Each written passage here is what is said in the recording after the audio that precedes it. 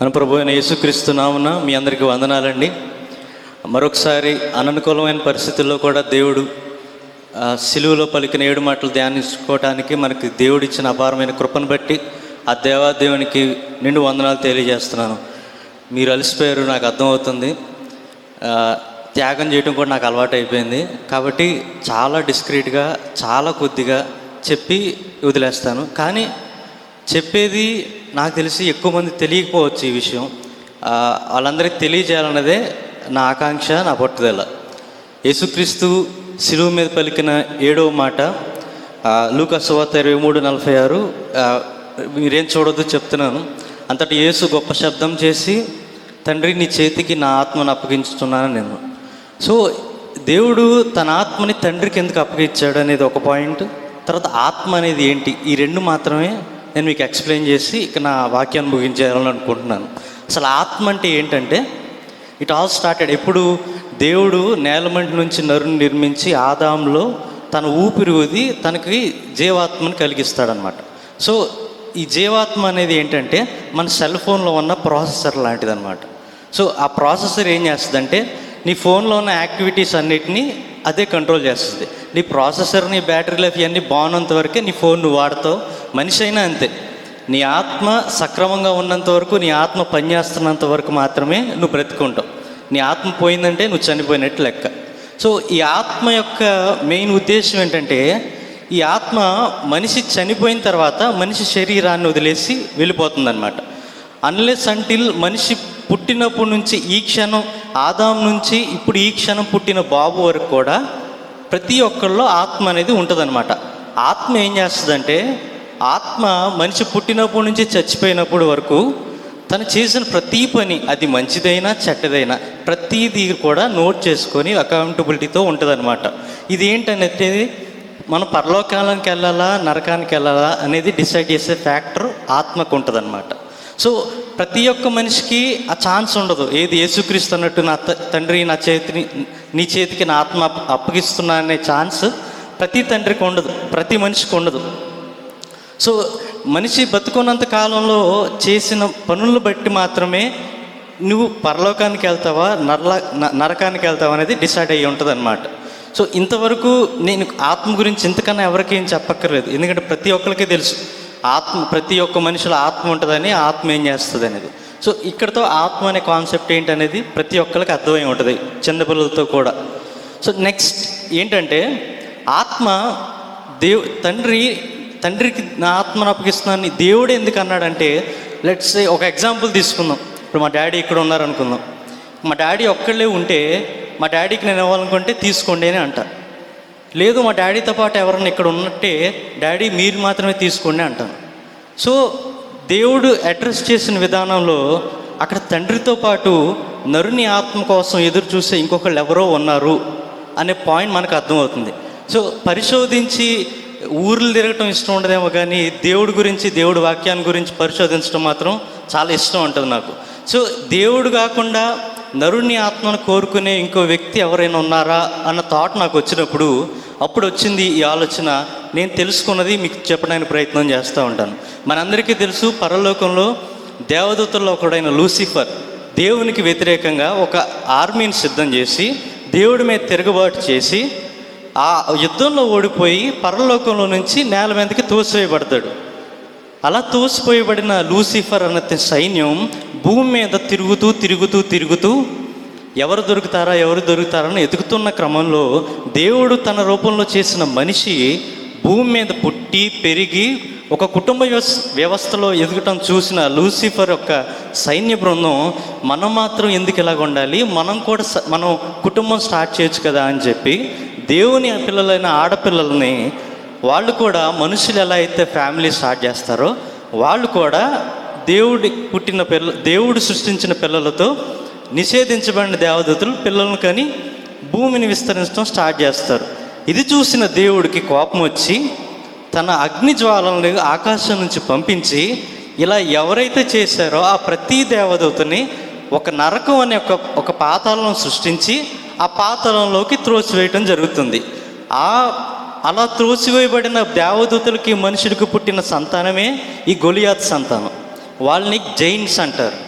Jains అంటే ఎవరంటే వాళ్ళు భూలోకానికి వాళ్ళకి వాళ్ళు మహారాజులుగా, వాళ్ళు దేవునిగా చెప్పుకుంటూ తిరిగిన వ్యక్తులు అనమాట.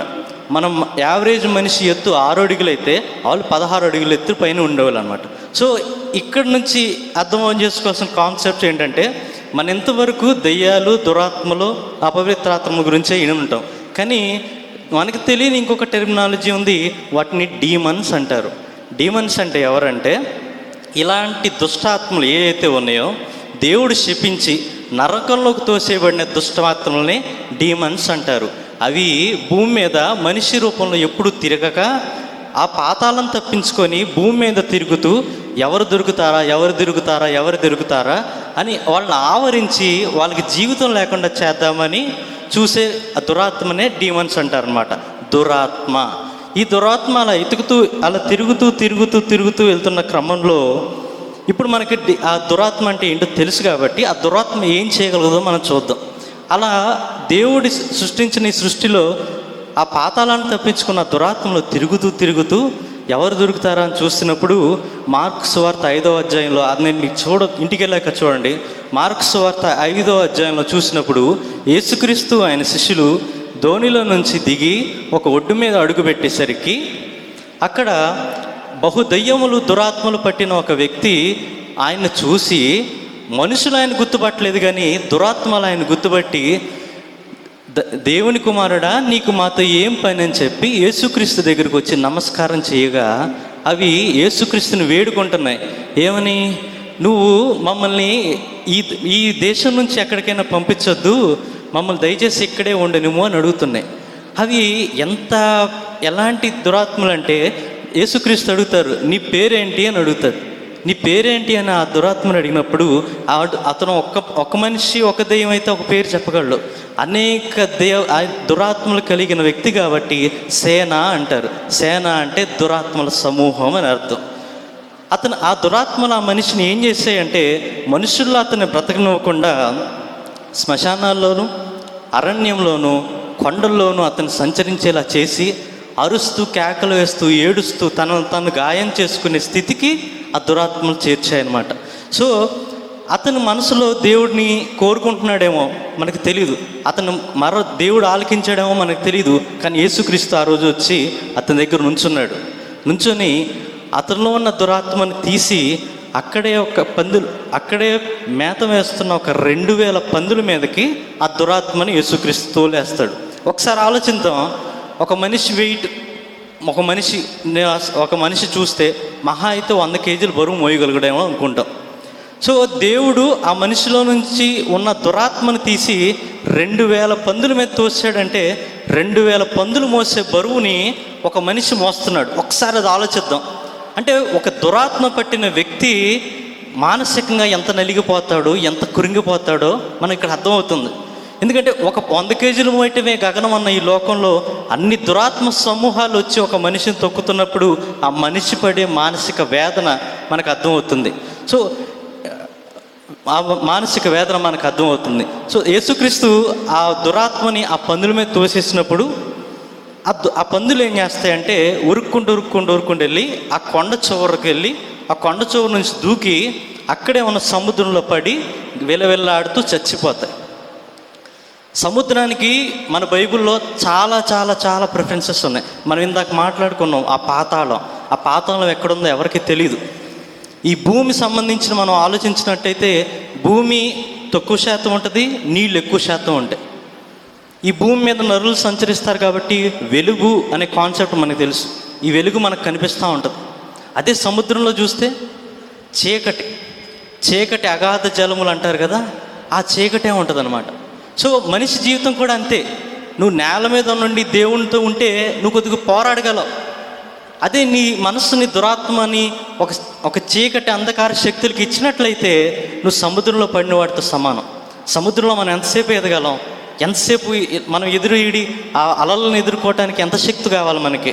నాకేముందిలే, చిన్న తప్పే కదా, చిన్న అలవాటే కదా, ఏమవుతుందిలే, నేను కంట్రోల్ చేసుకోగలను అనుకుంటావు. లేదు, పాపమైనా తప్పైనా నువ్వు ఏదైనా సరే దేవునికి వ్యతిరేకమైన మార్గంలో నువ్వు ఉండి నేను కంట్రోల్ చేసుకోగలను, నా నిగ్రహం ఉందని నువ్వు అనుకుంటే ఆ పందుల వలె సముద్రంలో పడిన వాళ్ళతో మన సమానం. పెద్ద అల రావచ్చు, ఉప్పెన రావచ్చు, తుఫాన్ రావచ్చు, పెనుగాలు రావచ్చు, నీకు విజయం అనేది ఉండదు. నువ్వు నీ జీవితంలో నీ ఆత్మని దేవునికి కాకుండా ఇలాంటి అపవాది శక్తులకి ఇస్తే నీకు విజయం ఉండదు. కానీ దీనికి కూడా దేవుడు ఒక వృత్తాంతం చూపిస్తున్నాడు.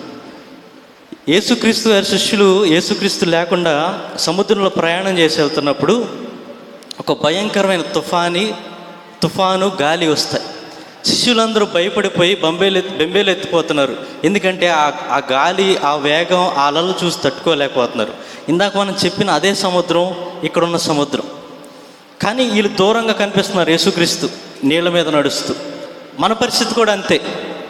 ఇప్పటికీ మనం దేవుణ్ణి నమ్మి దేవుడికి మన ఆత్మని అప్పగించగలిగితే పేతురుని ఏ రకంగా అయితే దేవుడు నీళ్ళ మీద నడిపించాడో ఆ చీకటి అగాధ శక్తులైన సముద్రంని దేవుడు తన కాళ్ళ కింద తొక్కి పేతురుని ఏ రకంగా అయితే నడిపించారో నిన్ను నన్ను కూడా దేవుడు అదే రీతిగా నడిపించడానికి సిద్ధంగా ఉన్నాడు. మాట్లాడుతుంది నేను, నా వయసు, ఇది ఏం పట్టించుకోవద్దు. కానీ ఒక్కసారి ఇప్పుడు ఇక్కడ దాకా వచ్చి ఇంతసేపు కూర్చున్నందుకన్నా ఒక్కసారి ఆలోచిద్దాం. మన జీవితం మనం ఎలాగ ఉన్నాం అనేది మనకు ఆలోచించాలి. ఎందుకంటే మనం ముందు ఆత్మ గురించి మాట్లాడుతున్నాం కాబట్టి ఆత్మ ప్రకారంగా ఆలోచిస్తే నరుని ఆత్మ యెహోవా పెట్టు దీపం, అది అంతరంగంలో ఉన్న సమస్తం అది స్కాన్ చేస్తూ ఉంటుంది అనమాట. నేను నిన్ను మోసం చేయొచ్చు, నేను బయటికి ఇలాగ ఉన్నానని చెప్పి నిన్ను మోసం చేయొచ్చు, కానీ దేవుని మోసం చేయలేము, దేవుని ఆత్మను మోసం చేయలేం. ఇట్ హ్యాస్ ఎవ్రీ రికార్డ్ అనమాట. మనం చేసిన మంచి చెడు ప్రతీది దేవుడితో పాటు దేవుడి దగ్గరికి మనం వెళ్ళాలా లేకపోతే నరకంలోకి వెళ్ళాలా అనేది అది ప్రతి రికార్డు ఉంటుంది అనమాట. దేవుడు నరకాన్ని మనిషి కోసం చేయలేదు. ఫస్ట్ దేవుడు ఎలుకుంటూ కూడా ఏమన్నాడు, నేనుండే స్థలంలో మీరు కూడా ఉండులాగన నేను అక్కడికి వెళ్ళి స్థలం సిద్ధపరచుకొని వస్తా అంటున్నాడు. స్థలం సిద్ధపరచుకొని వస్తా అన్నప్పుడు దేవుడు ఏమడిగాడంటే నీ మనసు నాకు ఇవ్వమని అడుగుతున్నాడు, అంతే. సింపుల్. దేవుడికి మన మనసు ఇవ్వటం అంటే దాని ఎన్ని ప్రసంగాలు విన్నామో మనకు తెలుసు. ఇప్పుడు దాకా మన జీవితం దేవుడి వల్ల కలిగిందని ఎరిగి మన హృదయం, మన మనస్సు దేవునికి అప్పగించి, ఎందుకంటే చచ్చిపోయే ముందు దేవుడా నా ఆత్మని చేతికి అప్పగిస్తున్నానంటే కుదరదు. ఎందుకంటే నీ లైఫ్ లాంగ్ మొత్తం తప్పులు చేసుకుంటా డెత్ బెడ్కి వెళ్ళిపోయేసరికి నాకు అవకాశం వచ్చింది, ఇప్పుడు నేను దేవుడిని అడుగుతానంటే దేవుడు ఎండు. ఆ రకంగా విడిచిపెట్టే సమాజంగా మనం ఉండకుండా దేవుని ఆత్మ మనలో కలిగి, దేవుని ఆత్మ కలిగితే ఎలాంటి కార్యాలు చేయగలమో మనం చూసాం. సంసోన్ గురించి చూసాం, దావీదు గురించి చూసాం, హన్నా గురించి చూసాం. వాళ్ళు దేవుడిని అడిగినప్పుడు వాళ్ళ ఆత్మలో దేవుడి పట్ల కపటం లేని వారు ఉన్నారు కాబట్టి వాళ్ళు అడిగిన ప్రతిదీ దేవుడు వాళ్ళకి సమకూర్చాడు. సో నువ్వు సింపుల్, దేవుడు ఆత్మ నీలో ఉండి నువ్వు మంచి చేస్తే నువ్వు బ్రతికినంత కాలం దేవుడు నీకు అద్భుతాలు, ఆశ్చర్యాలు చేస్తాడు. నువ్వు చనిపోతే ఆయన నిన్ను నిత్య జీవంలోకి తీసుకెళ్తాడు. ఈ ఒక్క మాటను గుర్తుపెట్టుకొని మన ఆత్మలు, మన జీవితం దేవునికి అప్పగించలాగిన పరిశుద్ధాత్మ దేవుడు మనకు తోడయ్యండి మనందరం నిత్య జీవనంలోకి వెళ్ళటకు సహాయం చేయించేను గాక. ఆమేన్. అప్పగింతు తండ్రి